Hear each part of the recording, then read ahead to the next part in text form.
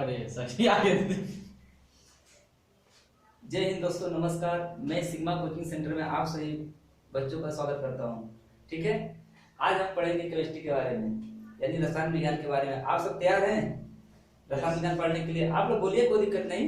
Yes तैयार है ना? Yes sir. देखिए, रसायन विज्ञान का जो जन्म हुआ है वो कहाँ से हुआ है?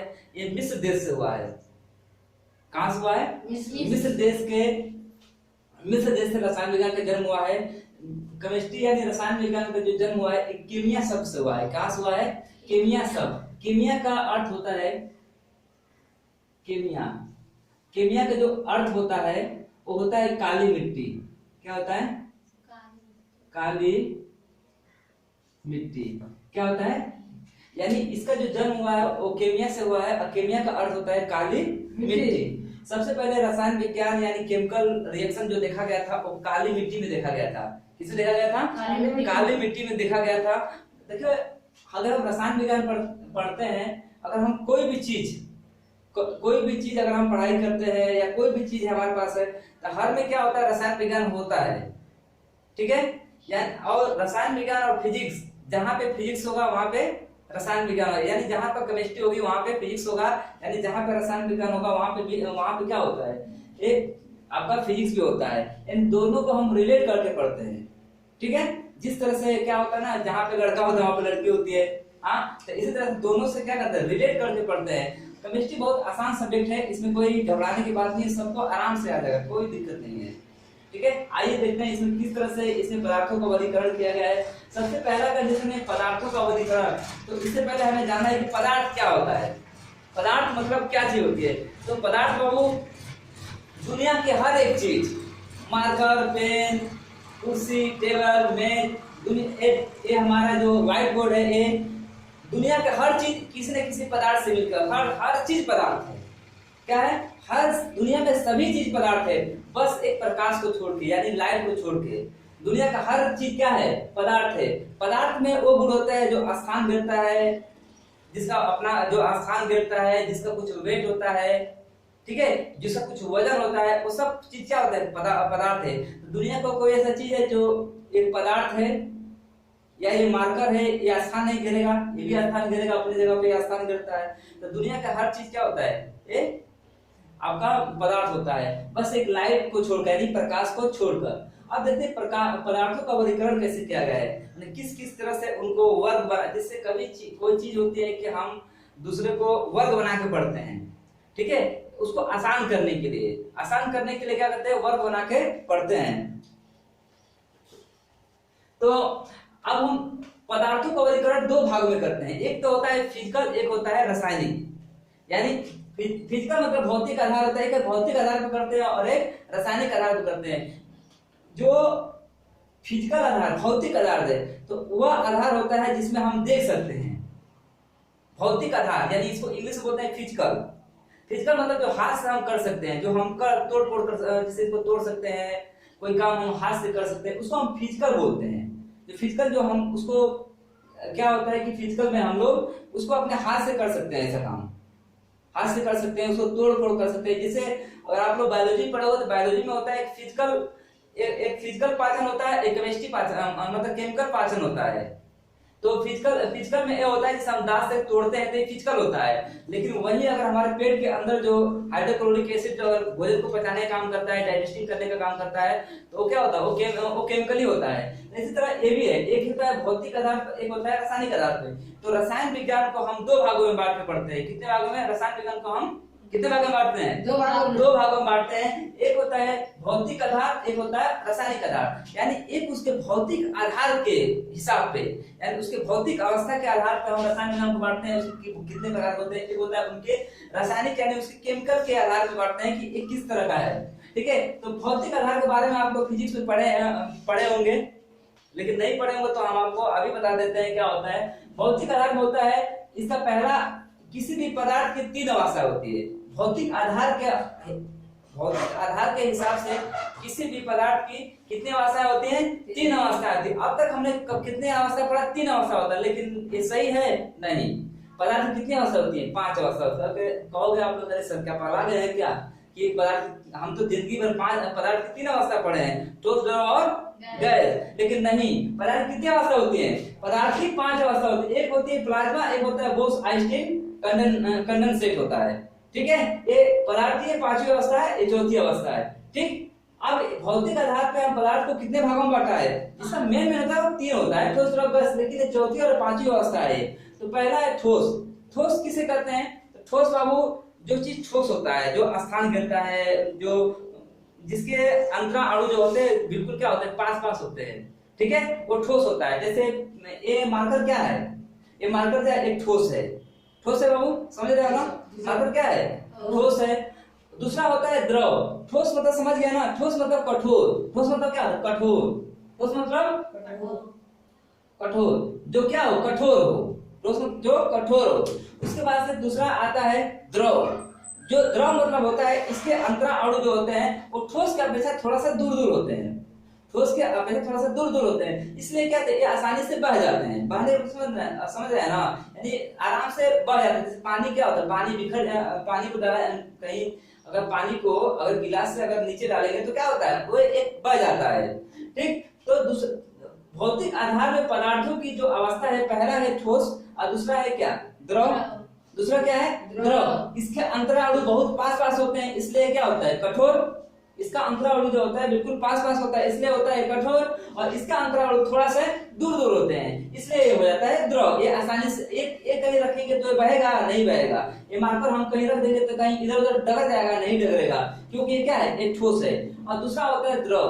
द्रव क्या होता है? इसके अंतरा अणु थोड़े से दूर होते हैं। दूर होने की वजह से क्या होता है? कहीं रखने पर ये बह जाते हैं। जैसे आपका पानी है, ठीक है, ये पानी वगैरह है, तो ये सब क्या है? द्रव। एक द्रव भी इस पदार्थ की क्या है? पदार्थ की ही अवस्था है द्रव। किसके आधार पे? भौतिक आधार पे, ठीक है। तीसरा होता है गैस। गैस क्या होता है? गैस के तो क्या होता है? गैस के तो अंतरा अणु बहुत दूर होते हैं, इसलिए किसी भी छोटी सी टंकी में अगर गैस को रखा जाए तो क्या होता है? वो पूरी टंकी में फैल जाता है। पूरी टंकी में क्या होता है? फैल जाता है। और इसको अगर हम बाहर रखेंगे तो आसानी से क्या हो जाएगा? उड़ जाएगा। कभी पूछता है कि इन तीनों में डिफरेंस क्या है? तो ठोस जो होता है कहीं रख देंगे तो स्थिर रहेगा, जैसे पहाड़, मार्कर, ये आपका बुक, टेबल, कुर्सी, ये सब क्या है? सब ठोस है। द्रव के इसके अंतरा अणु पास होने के कारण क्या होता है? ठोस होता है, यानी कठोर होता है, जहां रखोगे वहीं रहेगा। ये होता है द्रव। ये भी कहीं रखोगे, बोतल वगैरह रखो तो रहेगा, लेकिन उस बोतल से बाहर निकलते क्या होता है? ये बह जाता है, क्योंकि इसके अपेक्षा इसके अंतरा अणु जो होते हैं, द्रव का जो अंतरा अणु होता है इसके अपेक्षा थोड़ा सा दूर होता है, इसलिए क्या होता है? ये बह जाता है। और इसके अंतरा अणु बहुत दूर होते हैं, इसलिए क्या होता है? उड़ने लगता है। क्या होता है? उड़ने लगता है। और उसके बाद चौथी अवस्था होती है प्लाज्मा। चौथी अवस्था होती है आपकी प्लाज्मा। प्लाज्मा क्या होता है? अब प्लाज्मा सुने आप प्लाज्मा का नाम? प्लाज्मा जैसे आप मान लीजिए किसी भी अगर लोहे को अगर हम गर्म करते हैं तो प्लाज्मा अवस्था में आ जाता है। लोहे को अगर हम गर्म करेंगे तो प्लाज्मा अवस्था में जाए। प्लाज्मा अवस्था का मतलब द्रव नहीं होता है। प्लाज्मा अवस्था का मतलब होता है, जैसे आपको खेखार देखे हैं, जैसे आदमी होता है, आदमी से खेखार कर थूक देता है तो उसको रहेगा तो द्रव अवस्था में, लिक्विड अवस्था में रहेगा। लेकिन कितना भी अगर कई बार उसे पानी मारेंगे ना तो हिल के रह जाएगा। हिल के क्या होता है? हिल के मतलब हिलेगा लेकिन जल्दी जाएगा नहीं। तो इसी तरह प्लाज्मा अवस्था कहते हैं। ये बस समझने के लिए है, खेखार कोई प्लाज्मा अवस्था नहीं है। खेखार कोई प्लाज्मा अवस्था नहीं है। प्लाज्मा अवस्था का हम प्रयोग तभी करते हैं जब अगर लोहे का छड़ ढालना हो, कुछ और चीज बनानी है, तो उस समय हम प्लाज्मा अवस्था का प्रयोग करते हैं, ठीक है। तो और उसका पदार्थ का पांचवा अवस्था होता है बोस-आइंस्टीन और क्या है? कंडेंसेट। Bose-Einstein condensate. ये पदार्थ की जो होती है 5वीं अवस्था होती है, ठीक है। यहाँ तक आई होप आप यहाँ तक सब लोग समझ गए होंगे, ठीक है। तो एक बार ओवरऑल बस ये भौतिक आधार पे आपको रिवील करा देता हूँ कि क्या होता है। देखिए पदार्थ जो केमिस्ट्री है, केमिस्ट्री की उत्पत्ति जो हुई है वो केमिया शब्द से हुआ है। केमिया का अर्थ होता है काली मिट्टी। सबसे पहले अगर केमिस्ट्री का प्रयोग किया देखा गया था तो काली मिट्टी में देखा गया था। कभी कोई पूछता है कि सबसे पहले केमिस्ट्री का प्रयोग किस मिट्टी में देखा गया था? कौन सी मिट्टी में? काली मिट्टी, गोरी मिट्टी, लाल मिट्टी, कहाँ देखा गया था?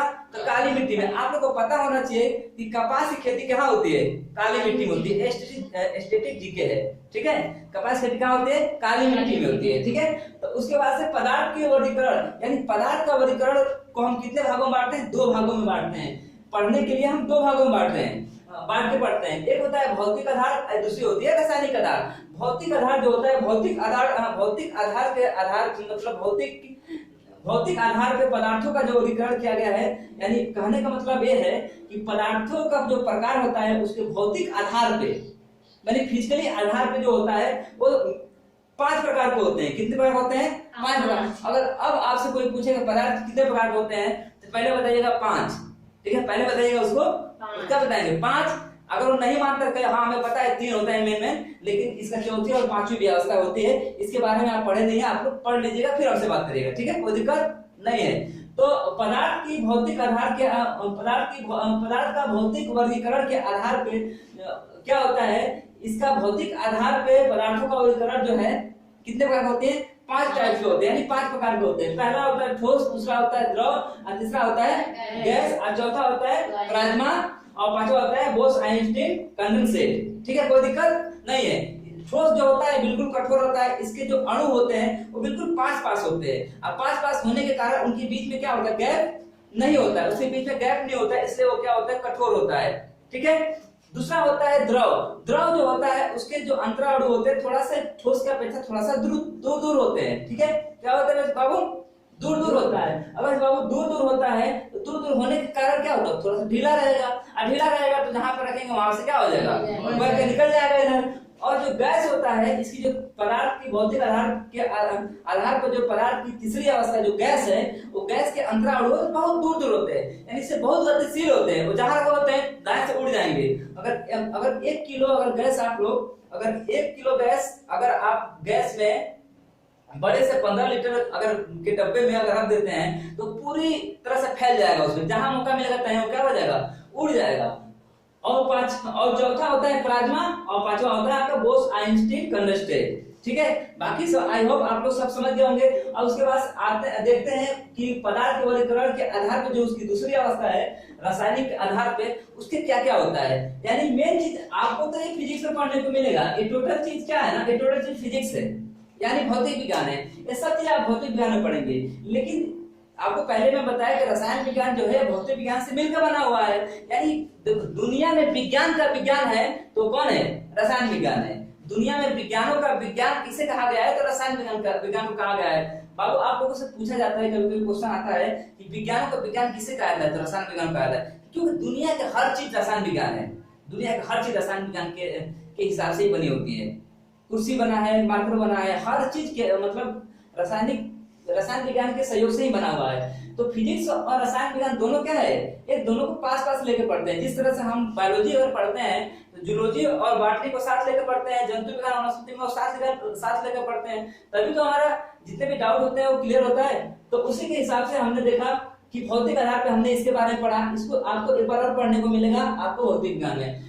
और देखो अब उसके बाद से दूसरा कंडीशन देखते हैं रसायन विज्ञान के आधार पे, यानी रासायनिक के आधार पे क्या होता है। रासायनिक के आधार पे जो होता है, आपको पता है कि पदार्थ जो होते हैं 2 टाइप के होते हैं, एक होता है शुद्ध, एक दूसरा होता है अशुद्ध।